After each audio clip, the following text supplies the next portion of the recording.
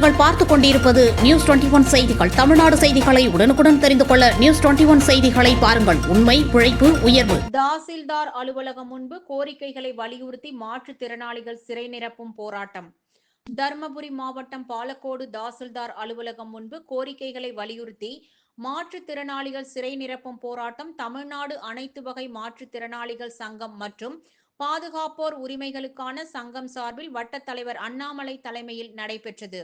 திரௌபதி அம்மன் கோவில் முன்பிருந்து ஊர்வலமாக வந்த மாற்றுத்திறனாளிகள் தாசில்தார் அலுவலகம் முன்பு பல்வேறு கோரிக்கைகளை வலியுறுத்தி ஆர்ப்பாட்டத்தில் ஈடுபட்டனர்.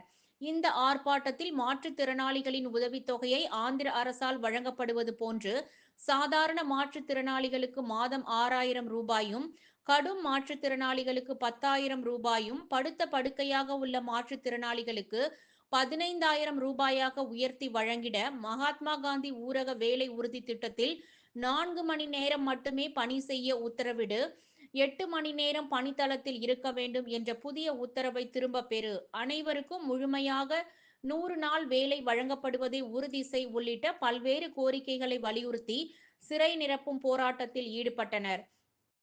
இந்த போராட்டத்தில் 200க்கும் மேற்பட்ட மாற்றுத்திறனாளிகள் தமிழக அரசிற்கு எதிராக கோஷமிட்டு ஆர்ப்பாட்டத்தில் ஈடுபட்டனர்.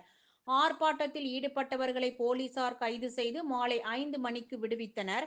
இந்த ஆர்ப்பாட்டத்தில் வட்ட செயலாளர் திம்மன், வட்ட பொருளாளர் கிருஷ்ணன், வட்ட துணைத் தலைவர் பழனி உள்ளிட்ட 200க்கும் மேற்பட்ட மாற்றுத்திறனாளிகள் கலந்து கொண்டனர். நியூஸ் 21 செய்திகளுக்காக முனியப்பன்.